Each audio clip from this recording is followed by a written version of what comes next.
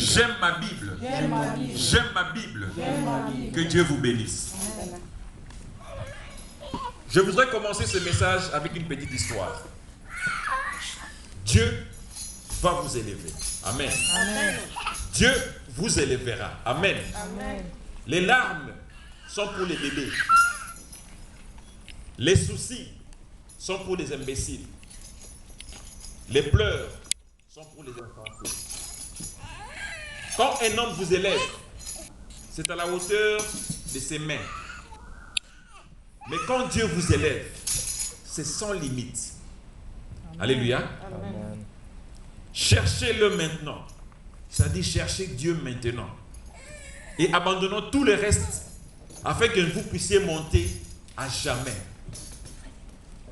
Parle-moi de la loi de la pesanteur qui stipule que tout ce qui monte doit redescendre.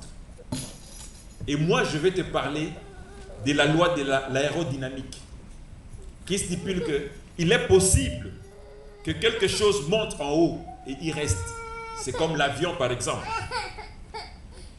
Avant la fin de cette année, bien aimé, tu trouveras quelque part d'où tu ne pourras même pas redescendre. Tu vas remonter à un certain niveau où tu ne pourras pas redescendre avant la fin de cette année. Bien aimé, tes bénédictions ne descendront jamais. Amen.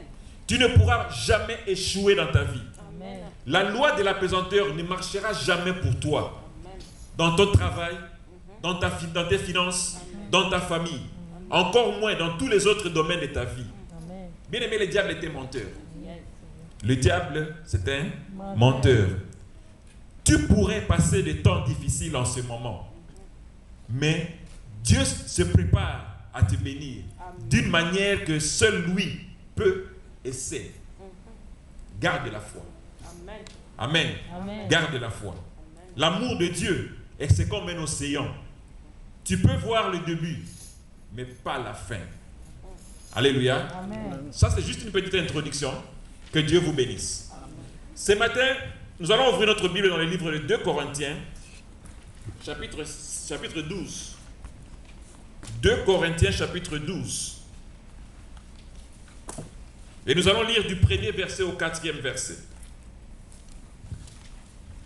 2 Corinthiens, chapitre 12, du premier au 4e verset. Vous y êtes? Il faut se glorifier.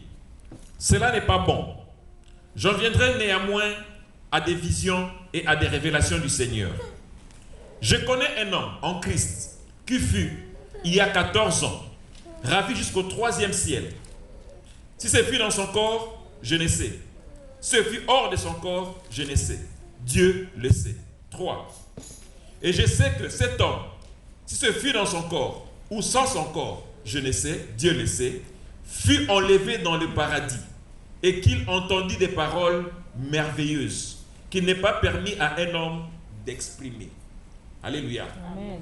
Ce matin, je voudrais vous parler des rèmes spirituels. Ne soyez pas embrouillés avec le mot. Vous pouvez utiliser des réalités spirituelles. Vous pouvez utiliser des mots comme des niveaux spirituels. Ça dépend. Mais moi, j'ai préféré utiliser cela comme étant un rème. Un rème spirituel. Le rème spirituel dans la vie de nous, les chrétiens, est très capital. Un chrétien doit comprendre qu'est-ce qui se passe en esprit. Un chrétien né de nouveau doit être en mesure de se localiser vers quelque part, vers un certain rème. Nous devons tous savoir, mes bien-aimés, que dans ce monde est dirigé par deux réalités, ou deux rèmes. Il y a le rème de Dieu, et puis il y a le rème du diable. Alléluia. Amen. Mais dans ces deux rèmes, Dieu a mis un troisième, qui est une réalité physique, qui est l'homme. Vous et moi. Mais Dieu a laissé à l'homme le libre choix de choisir soit Dieu ou soit le diable. C'est pourquoi si vous allez dans Deutéronome 30, le verset 19, il dit aux enfants d'Israël, il leur dit que je mets devant vous la vie et la mort, le bien et le mal. Mais je vous conseille. C'est-à-dire que vous avez le libre choix. Vous avez le choix de choisir soit le bien ou soit le mal. Mais ce n'est pas de là où j'y vais. Je voudrais plutôt rester beaucoup plus sur le règne spirituel de Dieu. Dans le règne spirituel de Dieu, il y a deux parties. Il y a le règne spirituel supérieur et le règne spirituel inférieur. Le règne spirituel inférieur, c'est le règne que tout chrétien se localise quand il devient né de nouveau. Quand vous acceptez Christ comme étant votre seul Seigneur et votre seul Sauveur, vous entrez automatiquement dans le règne spirituel inférieur. Et à ce moment-là, vous pouvez soit avoir des rêves. Quand quelqu'un fait un rêve et que le matin, il voit se réaliser, cet homme-là est dans le règne spirituel inférieur. Je vais en arriver. Je crois que beaucoup, vous réfléchissez maintenant. Vous vous demandez, mais où est-ce que ce monsieur va? Bien aimé, je vais quelque part. Quand vous dormez et que vous faites un rêve, et que demain matin, ce rêve se réalise, vous êtes dans un règne spirituel inférieur. Pourquoi? Vous n'avez pas encore atteint le règne spirituel supérieur. Parce que le règne spirituel supérieur, c'est un autre niveau dans le ministère chrétien. Tout chrétien, je vous ai dit, qui est né de nouveau, automatiquement a droit au Saint-Esprit. Automatiquement, vous avez droit d'être en communion avec Dieu. Mais cette communion n'est pas permanente. Vous devez la cultiver vous-même. Par le jeûne, par la sanctification, par la prière et d'autres caractéristiques que vous connaissez dans la Bible. Mais quelqu'un qui est dans la prière, qui a une communion permanente avec Dieu, qui se cultive dans les jeûnes, qui se cultive dans la parole de Dieu, il atteint un niveau tel que nous pouvons dire que cet homme a un niveau spirituel supérieur. Alléluia. Amen. Bien aimé, c'est le cas de Paul. C'est lui qui a écrit 2 Corinthiens. Si vous regardez au verset 4, il dit, cet homme, il fut enlevé jusque où? Au paradis. Il fut enlevé où? Au paradis. Et il entendit des paroles merveilleuses qui n'est pas permis à un homme d'exprimer. Bien aimé, il y a à un certain moment de votre vie, quand vous êtes en communion permanente avec Dieu, quand vous êtes rempli du Saint-Esprit, l'Esprit de Dieu commence à vous communiquer des choses que vous ne pouvez pas entendre dans le physique.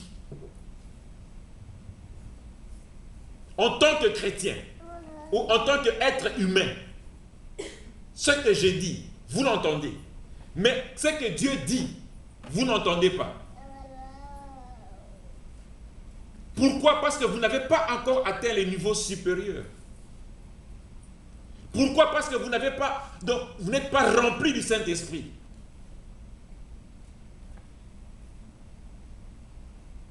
Alléluia. Amen. Vous êtes avec moi? La réalité spirituelle supérieure. Paul, il s'est retrouvé dans cet état-là. Il dormait, ou alors il avait une révélation du Seigneur. Quand Dieu lui a sorti son esprit, il commençait à voir son corps à lui. Mais il ne savait pas. Non, il savait. Mais sa façon d'écrire, c'est comme si quelqu'un qui n'était pas sûr si c'est lui ou ce n'est pas lui.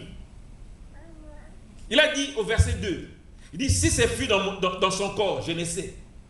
Si ce fut dans son corps, je ne sais. C'est-à-dire qu'il n'était pas sûr que l'homme, l'esprit, le corps qui le regardait, c'était son corps à lui. Pourquoi? Parce qu'il n'était plus naturel. Il était devenu spirituel.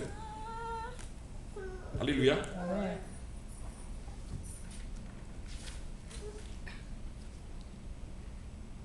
Quand nous allons dans Apocalypse, chapitre 1er, le verset 10.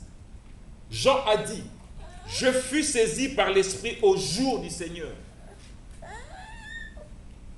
Je fus saisi par l'Esprit au jour du Seigneur. Jean s'est retrouvé dans cette même situation. Que quand il priait, il est arrivé à un certain point où le Saint-Esprit de Dieu lui a saisi. Et il est sorti de son corps. Maintenant, il a commencé à voir la vision de Patmos. Dieu lui a montré maintenant la vision. Mais ce n'était pas dans son état physique. C'était dans un état spirituel. Bien aimé, quand nous devons savoir que quand tu rentres dans les règles spirituels supérieurs, tu sors de l'ordinaire. Tu commences maintenant à attendre ce qui n'est pas naturel à un homme d'attendre. À ce niveau-là, tu es totalement couvert par le Saint-Esprit. Et le Saint-Esprit te fera voir des choses que l'œil humain ne peut pas voir, ou l'oreille humaine ne peut pas entendre. Même l'intelligence humaine ne peut pas digérer. C'est à ce moment-là que quand tu atteins un niveau de Saint-Esprit, un niveau de rêve spirituel supérieur, que les non-croyants disent que l'évangile est une folie.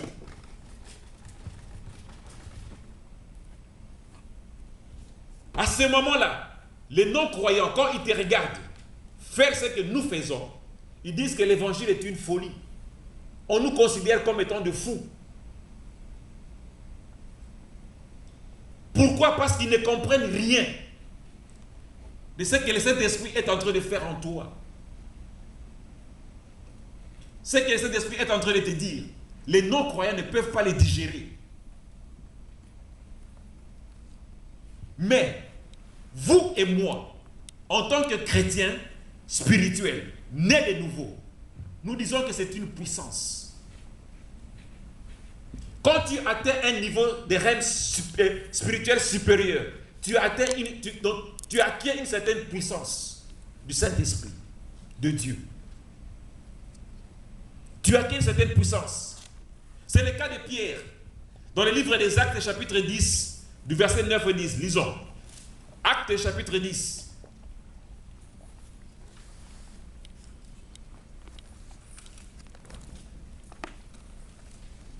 Actes, chapitre 10, le verset 9 et 10, je lis.